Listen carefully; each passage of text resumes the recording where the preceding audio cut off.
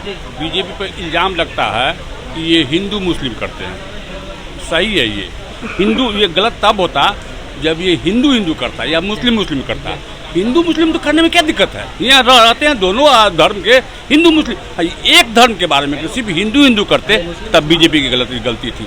आप यही गलती है कि आप सिर्फ मुस्लिम मुस्लिम करते थे, आज हो रहा है हिंदू मुस्लिम। तो अच्छी चीज़ है ये देश का सौभाग्य है। आज दोनों की बात हो रही है, दोनों को फक्र करना चाहिए कि आज हमारे जो है दोनों की बात हो रही है। लेकिन इसको उल्टा थी ये अच्छी ये इसको आप कर रहे हैं कि नहीं हिंदू मुस्लिम अति हिंदू को बांट दो, जाति जनगणना करो, हम ब्राह्मण हैं, हम चमार हैं, हम ये हैं वो हैं। और ये हिंदू की ताकि हम जो हैं हम 8500 पर कुछ को खरीद लें।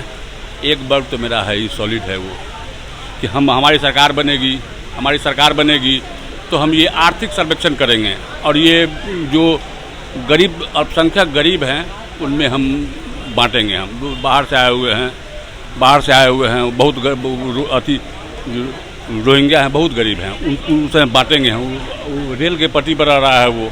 ये तोड़ने की बात तो वो कर रहे हैं। ये तो हिंदू मुस्लिम की खाली हिंदू मुस्लिम अच्छी चीज़ है। हम यहाँ पर हिंदू मुस्लिम सिख ईसाई रह रहे हैं, हम चारों की बात करेंगे। हम सिर्फ सिख की बात करें तब हम गलत हैं, ईसाई की बात करें तब हम गलत हैं, मुस्लिम की बात करें तब गलत हैं, हिंदू की बात करें तब गलत हैं। हम तो हिंदू मुस्लिम कर रहे हैं, सिर्फ हिंदू कहाँ कर रहे हैं हम? तो अच्छी चीज़ है ये। अच्छा, तो आपका कहना है कि जो मोदी जी है या पूरी बीजेपी यूनियन है वो सिर्फ हिंदू नहीं कर रही है या सिर्फ मुस्लिम नहीं कर रही है, वो हिंदू मुस्लिम कर रही है और दोनों को साथ लेकर के चल रही है। लेकिन राहुल गांधी सिर्फ मुस्लिम वो बोले, मोदी जी बोले कि एक हाथ में हम ऐसा चाहते हैं कि एक हाथ में कुरान हो, एक हाथ में कंप्यूटर हो।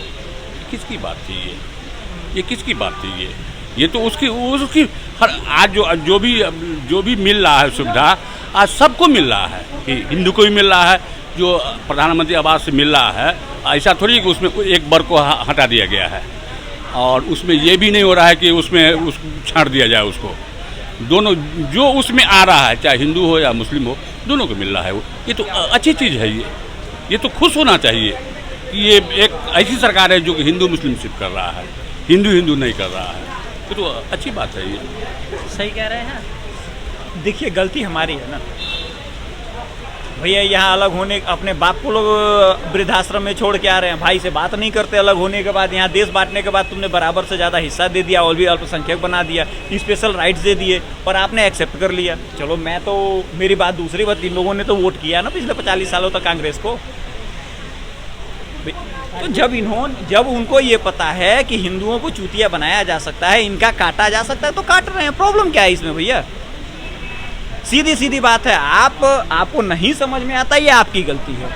मैं तो बार इंडिकेशन दे रहा हूँ, मैंने तो बार दिखाया आपको। मोपला ले लीजिए, डायरेक्ट एक्शन ले लीजिए, बंटवारा ले लीजिए, भागलपुर ले लीजिए, 84 ले लीजिए, 91 ले लीजिए, 2013-14 का भाषण ले लीजिए। अभी उन्होंने कहा हिंदू हिंसक होता है, उन्होंने एक सीरीज है, सीरीज में वो तो साबित कर रहे हैं। हमारे देश के लोग भी बड़े अजीब हैं, एकदम से बहुत समझदार।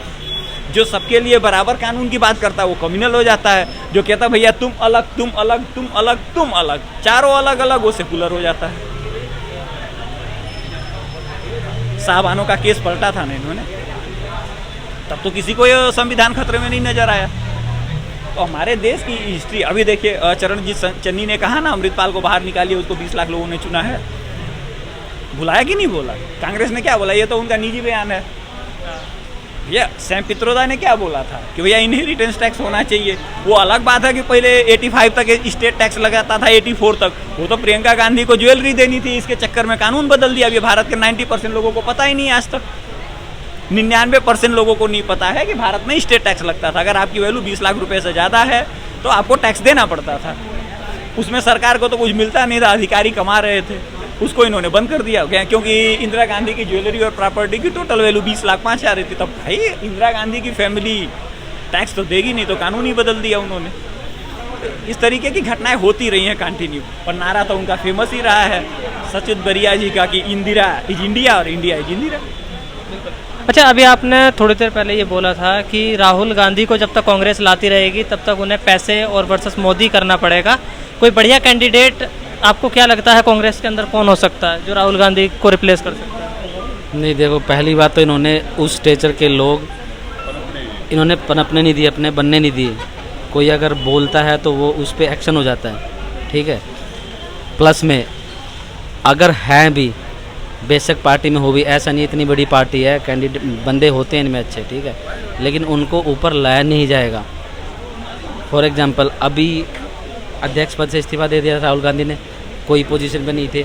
जैसे ही एलओपी का पोजीशन आई, खुद गए ना, OBC OBC OBC, minority minority minority, ये मुस्लिम मुस्लिम मुस्लिम करते रहते हैं। पोजीशन जैसे ही आई मलाई वाली खुद चले गए। तो इंटेंशन क्लियर है ना, माँ का लाडला जो है पोजीशन के लिए उसको बनना है, एक बार उसको बनाना है, चाहे कुछ भी होना पड़े। 700 किसान आंदोलन में हरियाणा से हूँ, 700 किसान आंदोलन में इनके अकॉर्डिंग मुझे नहीं लगता 700 किसान मरे हैं, क्योंकि उसमें बहुत सारे लोग ऐसे हैं जो कोई बाइक से जा रहा है, एक्सपायर हो गया, इसी में डाल दिया उन्होंने। लेकिन इनका खुद का आंकड़ा भी अगर माने हम तो 700 किसान आंदोलन में मरे हैं। और खुद किसान, एक कांग्रेस की नेता बोल रही थी कि हम तो मर गए थे, हम तो ख़त्म हो गए थे, ये तो आप लोगों ने हमें वो कर दिया। एक वीडियो वायरल हुई थी, ठीक है, कांग्रेस प्लस आम आदमी पार्टी ऑपोजिशन बैक्ड पूरा आंदोलन था वो। तो राहुल गांधी को प्राइम मिनिस्टर बनाने के लिए, कांग्रेस को उभारने के लिए 700 किसानों की बलिदान लिया गया है। अब राहुल गांधी पहले की तरह बचकानी हरकतें करेंगे तो उन पे सवाल और ज़्यादा उठेंगे। अब वो थोड़ी सी सीरियस पोजीशन पे आ गए हैं। 700 किसानों की बलिदान लिया है तुमने भाई। हिंडनबर्ग की न्यूज़ चला के, अडानी के शेयर गिरा के, बहुत सारे इंडियंस के शेयर मार्केट में वैल्यू डाउन करके उनके पैसे ख़राब करे हैं, जो अब धीरे धीरे उभर रहे हैं। तुमने रोकलाम के टाइम पे चाइना के उसके डिप्लोमेट के साथ जाके इंटरनल मीटिंग करी है, तुमने क्या नहीं करा यार। उसके बावजूद फिर तुम्हें 10 साल की एंटी इनकम्बेंसी के बावजूद 8500 का तुमने जुमला देना पड़ा, फिर भी तुम 100 टच नहीं कर पाए। तीनों टर्म का लास्ट टर्म का मिला ले तब तुम्हारा 240 नहीं आ रहा है। अपोजिशन सारी मिल ले तब तुम गवर्नमेंट नहीं बना पा रहे हो। एक भाई कल बोल रहे थे, उधर कह रहे थे कि नीतीश कुमार और उसका नायडू का इस्तीफा दिला दो, हम सरकार बना लेंगे। भाई तुम करो ना, ये भी भाजपा मोदी करके देगा तुम्हें। करवा लो, गिरवा लो, बना लो सरकार, पहले भी तो चलाई है तुमने। तो ये सीधी सी बात है। बहुत सारे जो एजुकेटेड क्लास के लोग हैं ना, वो अगर चाहें भी तो जस्ट बिकॉज सामने उन्हें दिखता कौन है पोजीशन में, राहुल गांधी, बहुत सारे लोग हैं, उन्होंने चाहे भी तो वोट नहीं करते। नहीं भाई इससे तो यही ठीक है। अब तो खड़गे जी को लिया है। नहीं, खड़गे जी को तो क्या पोजीशन है, वो तो खुद खड़गे जी ने बता दिया। वो खुद बोलते हैं, पूछ के बताना पड़ेगा। और पब्लिक इतनी बेवकूफ़ नहीं है, खड़गे जी को क्यों लाए हैं। पॉलिटिकल क्लास में, पब्लिक में, न्यूज़ में, मीडिया में जब दुनिया भर से थू हुई, गालियाँ पड़ी, परिवारवाद की जब एक तरह से परिवारवाद के नाम पे थू हुई, उसके बाद उनको लाया गया है एक symbolic, same as it is जैसे मनमोहन सिंह जी को लाया गया था। वो मतलब वो मनमोहन सिंह प्राइम मिनिस्टर थे, ये प्राइम मिनिस्टर नहीं है, बस इतना ही फ़र्क है। खड़गे जी के हाथ में पावर कितनी है खुद खड़गे जी बता देते हैं, कई बार जाहिर कर देते हैं, ठीक है। तो खड़गे जी को लाना कोई वो नहीं है, वो तो एक सिंबॉलिक है पावर। अगर खड़गे जी को लाए थे तो बनाते ना एलओपी, इसी से पता लग जाता है। तो जब तक उनका माँ का प्यार रहेगा तब तक इसका फ़ायदा मैं कह रहा हूँ भाजपा को मिलेगा।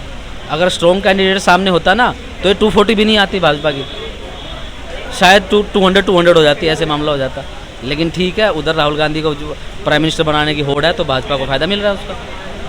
देखिए, किसी की जाति पूछना ये तो मुझे कहीं ना कहीं उचित नहीं लगता है। उन्होंने बोला है हालांकि, लेकिन इन सब विषयों पे जो बात होती है उससे अच्छा जी मोदी जी ने बोला था सबका साथ सबका विकास, उस पर ज़्यादा बात होनी चाहिए। क्यों?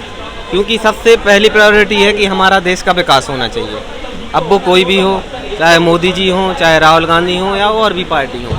अभी मैंने देखा कि सरकार पर 185 लाख करोड़ का कर्ज है। अगर सरकार पर कर्ज है तो कहीं ना कहीं वो खर्च तो पब्लिक पे ही हो रहा है। वो पैसा कहाँ जा रहा है? देश के बाहर तो जा नहीं रहा, देश में ही है, देश के लिए ही कर हो रहा है। और जहाँ तक बात है कि जो सरकार युवाओं के लिए बोलती है बार बार कि राशन फ्री कर दिया हमने, राशन फ्री कर दिया। राशन फ्री से अच्छा मैं मानता हूँ कि देश के लिए आप एजुकेशन पर ध्यान दें और हेल्थ पर ध्यान दें। मतलब आप युवाओं को इतना सशक्त बनाएं, इतना मजबूत बनाएं। हमारा देश का विकास कैसे होगा? हमारे देश का विकास होगा युवाओं से। और जब तक आप युवाओं के लिए कुछ काम नहीं करेंगे तब तक हमारे देश का विकास नहीं हो सकता। और आज हमारे देश में बेरोजगारी शुरू से रही है, ऐसा नहीं है। कांग्रेस थी जब सत्ता में तब भी बेरोजगारी थी, अभी है और भविष्य में भी बेरोजगारी रहेगी। तो आप युवाओं के लिए ऐसा काम करें, आप एजुकेशन पर काम करें, आप हेल्थ पर काम करें, तो ऐसी नौबत ही ना आए कि लोगों के लिए आपके राशन की ज़रूरत पड़े। हम क्यों इतने इंडिपेंडेंट क्यों बना रहे हो आप देश की जनता के लिए, क्यों इतना सब कुछ फ्री दे रहे हो? आप ऐसा काम करें, ऐसे लोगों के लिए इतना सशक्त बनाएं, एजुकेशन पर इतना ध्यान दें, हेल्थ पर ध्यान दें कि हमारे देश का युवा आगे बढ़े। और राहुल गांधी जी की मैं तारीफ करूंगा कि वो युवाओं के लिए विशेष कटिबद्ध रहते हैं और उसके लिए काम करते हैं। राहुल गांधी जी पढ़े लिखे हैं और जो भी बात वो संसद में रखते हैं वो पूरी वजनदारी से रखते हैं और उनकी हर बात में दम होता है। वो पढ़े लिखे हैं, वो भी एक युवा है, तो देश के युवाओं के लिए सरकार को काम करना चाहिए। ये मेरा सरकार से विशेष निवेदन है।